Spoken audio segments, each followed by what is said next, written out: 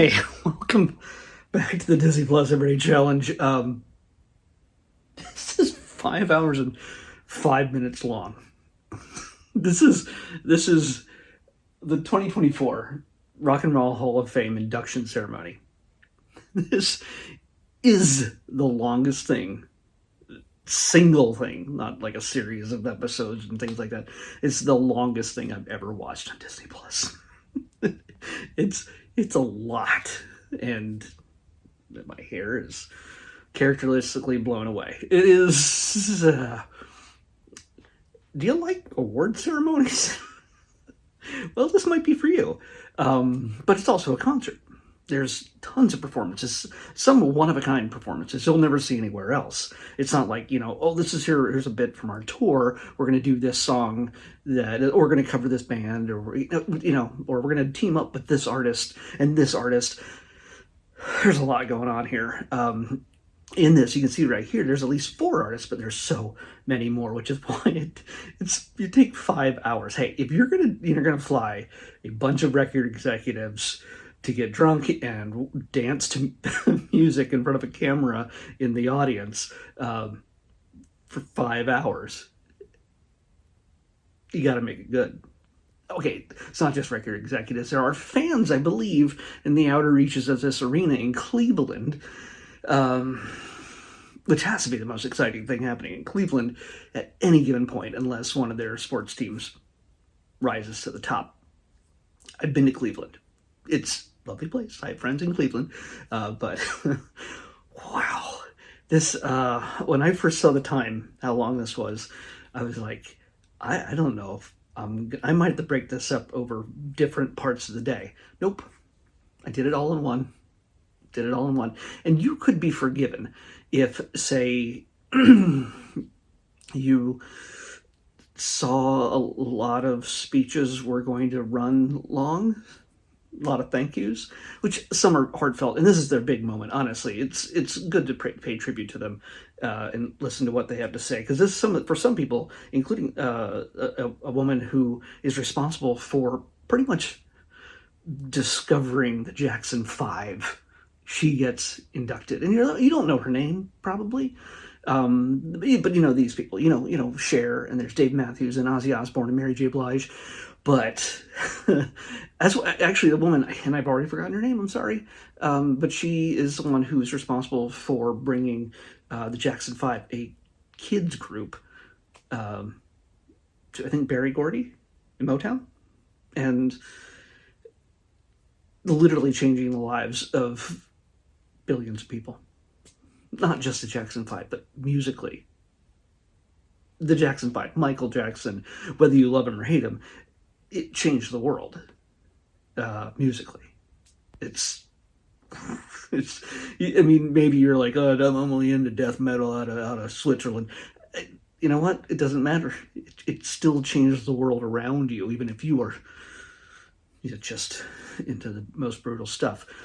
It's a rock and roll is a big thing, right? Yeah, it is. You swear that there's no rock and roll in radio anymore. That might be true, but apparently the Rock and Roll Hall of Fame isn't just about rock and roll. There is an induction. The inductees, including not just these 4, include a Tribe Called Quest. Method Man and Dr. Dre both introduce them. We get, who else do we get? Peter Frampton. We get, gosh, I'm trying to remember. It's been so long. It feels, and it's not okay. It's not a grind. Like I said, you could be forgiven if you skip over some of the more talkative points, and you can do that when you're watching it, and you just mouse over the line at the bottom if you're using it on the computer, and you can just see how long they talk, and then you can see where the music starts. Or one of the most favorite parts is the packages, the video compilations that they do to just show you the history of the artist. By the way, they kick off the show with Cher. I think it's Dua Lipa. I don't know them all apart, but Dua Lipa comes out. I hope it's Dua Lipa, and starts a Cher song, and then Cher comes out and joins her. And that's how they kick off the thing. And then Zendaya comes out in a dress that Cher probably wore at some point, or something very, very similar. And wow. And Disney princess, not she's not a princess, but Disney gal Zendaya comes out in this. And be warned, this was a live broadcast at one point. This was pre-recorded, obviously. It was last year. But there's lots of profanity. And Zendaya drops the first F-bomb about Cher. And then Cher drops an F-bomb in when they show an old interview of like, hey, would you ever want to be inducted into the Rock and Roll Hall of Fame? And she goes, F them. I don't care. And that's at these, they play that at the ceremony, which is a great kickoff to the thing, to the irreverence of what's going on there. And in the past, I've always seen the Rock and Roll Hall of Fame induction ceremony seem to be a little like bland and self-congratulatory, like most award shows. But I really enjoyed it. I actually really enjoyed this. Beyond, I love the history, the packages they create, the sequences of showing where people came from, them in their early years, who influenced them, who brought them to prominence, and who is responsible, not just the fans who love their music, but the people who discovered them and gave them the opportunity to perform in front of larger and larger audiences. And and there's obviously some artists that are inducted way too late. Jimmy Buffett is one of them. Why wasn't he inducted like a million years ago? Same thing with Peter Frampton. The same thing with Foreigner. Foreigner was also, there's actually nobody, when you go see Foreigner performing live, even though all the members are not dead, they're just old. We all get old. But there is a much younger band members that are playing Foreigner songs, because Lou Gramm has passed away. But you get to see them when you go see Foreigner. If you go see them in a casino or at a festival ground or an amphitheater somewhere, at an amusement park, you're gonna see a very good band that performs Foreigner songs with the blessing of Foreigner. And they were there. Some of them were there.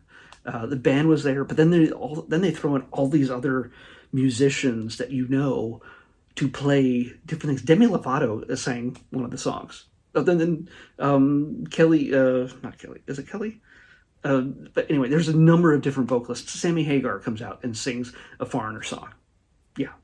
So, and then there's a big, like with the Tribe Called Quest, they, Busta Rhymes, of course, Common, Queen Latifah, like there's just this huge mashup of stars performing, and it's some stuff you'll never see ever again. And of course, then they do Ozzy Osbourne and Mary J. Blige performs her own songs, but then with Ozzy, he's getting up there in age. He's not doing his sweating shirtless and running around the stage thing anymore, biting heads off of stuff. He's getting up there. He has grandkids, adorable grandkids, and his kids are there, and the little grandkids are all wearing headphones because it's kind of loud. Sharon's there, of course, and he's introduced by Jack Black, one of the few actors, and also a musician, Tenacious D, but one of the few actors, other than Julia Roberts, who introduces Dave Matthews, one of the few actors that introduces one of the acts, because usually they're introduced by their peers. By Peter Frampton is introduced by from the Who. My brain's not working.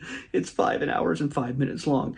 It's going to come to me at the last moment, but when Jack Black finishes telling this humongous story about about Ozzy and his influence and everything else, you want to watch that. But they keep when suddenly like tons of other musicians come out on stage, including Zakk Wylde and Billy Idol and that guy from Mr. Puddle's Pity Party, that that guy, the clown guy you ever see on YouTube every once in a while, who's doing cover songs. He sings Crazy Train. Yeah. So it's Billy Idol sings one of the songs, and somebody else sings another. It's all over the place.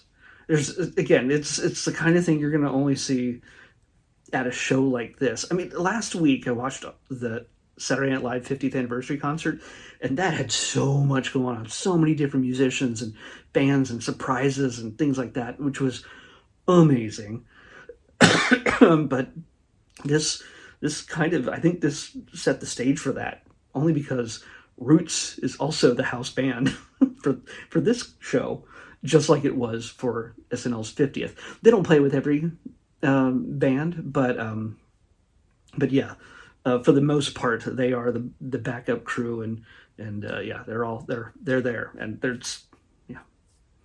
So it's worth it. Again, if you're bored by lots of people talking about themselves and thanking their grandkids and cousins and band members who died 40 years ago, yeah, maybe that's not the most exciting thing.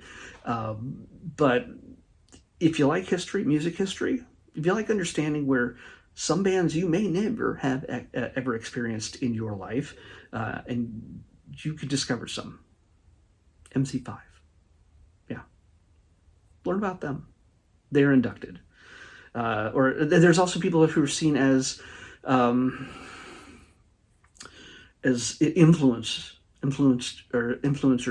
not like influencers on YouTube, but people who were humongous influences to many other artists throughout the years. People who Big Mama T begins with a T. She did Hound Dog before Elvis ever did it. So many other artists doing her songs after she did them, made them popular, and then never giving her credit in those early years because she was a black woman. So, but yeah, there's some funny stories to be told when the people who do get up to the podium. I watched a number of them, but there's also some great introductions. But the music is what you're there for. And whether you like Dave Matthews or not, he's the very last performer at the end. He does do a pretty great cover of Talking Heads Burning Down the House as the finisher, which is pretty great. Earlier on, he does a Jimmy Buffett song as part of the tribute to Jimmy Buffett. And a number of other artists get together to sing some Jimmy Buffett songs. So I'm losing my voice. There's some points you might want to crank it up. And again, there's some you may not like every musician or every band. It helps to have a wide taste in music. I appreciate lots of different types of music. I don't immediately hate just for the sake of hating a genre. I don't like country for the most part, at least not modern country, but I like country, classic, like older stuff. I don't go out of my way to listen to it, but I can, and I can appreciate it. By the way, they do, early on, you might not want to start a drinking game that is related to how many times they cut to Jelly Roll reacting to things. It's like, okay, all right, yeah, Jelly Roll's laughing. All right, Jelly Roll's really happy about something. He's clapping. Do not take a shot every time they show Jelly Roll. You will die. I'm just going to say that right now. You will die. Cutting to Zendaya is all right by me. I would suggest not drinking because, again, her fiance, Tom Holland, is sober now. And that's good for both of them. So that's a weird tangent, I know. But I've gone on too long about this. I do not want to go on for 5 hours. But holy cow. I'm really glad I did watch this finally. I thought there was previous years, but they may have taken those off. They might just rotate some out every so often. And because they are so long, it takes up a lot of hard drive space, I guess. I don't know. But this is currently, I think, the only one on there. They might have the 2023 one, but I'm not sure. And now I'm kind of interested in watching that and see what happens there. But it can be a slog if you're a music snob. But if you're open to seeing some classic artists playing together. Slash is up there playing guitar for gosh, it wasn't Peter Frampton. It was Foreigner. I don't know. There's a lot. There's hip hop. There's metal. There is pop. Oh, there's Dionne Warwick is on also on there. She sings with Jennifer Hudson. Like I said, Cher. There's so many. So take a shot. See if you can survive all 5 hours. And be glad you're not in that audience. I mean, I think the audience is all sitting at really long tables on the floor of the stadium that they're performing in, the arena they're performing in. Because I think this way, it's 5 hours. You won't run out of room to put your empty glasses as you've finished eating the finger food and then just ordering another. Because, by the way, there's no commercial break. Like, when this was broadcast, it was not broadcast for TV because probably of so much profanity. Dave Chappelle, okay? He introduces a Tribe Called Quest. So, yeah, if you're there for 5 hours, you need to, one, have access to a bathroom and access to as much open bar as you can, I think, to survive. This way, I could stop and go to the bathroom whenever I wanted, or fast forward if I needed to. So I didn't do a full 5 hours, but I watched every performance and I watched nearly all of the introductions. So yeah, check it out. Let's pick tomorrow's episode. It will not be as long as this one. I know that. 37. There's nothing, I don't think there's anything longer on Disney Plus. 37 is, we had a short yesterday with Donald Duck. Now we have the longest thing ever. And now we're back to a short, actually a series of shorts. I don't know if I'll watch all of them. I am exhausted. But we'll see. We'll watch maybe 2 or 3, depending on how long they are. But this is some familiar Disney Channel characters throughout this. Probably the Big City Greens kids are running this whole show. We'll see when we watch Broken Karaoke. Yep. Broken Karaoke. So I think they changed their own theme songs or something. I don't know. We'll find out. Talk too much. We'll get to that later. Broken Karaoke shorts is what we're watching next on the Disney Plus Everyday Challenge. I'll see you back here tomorrow with that.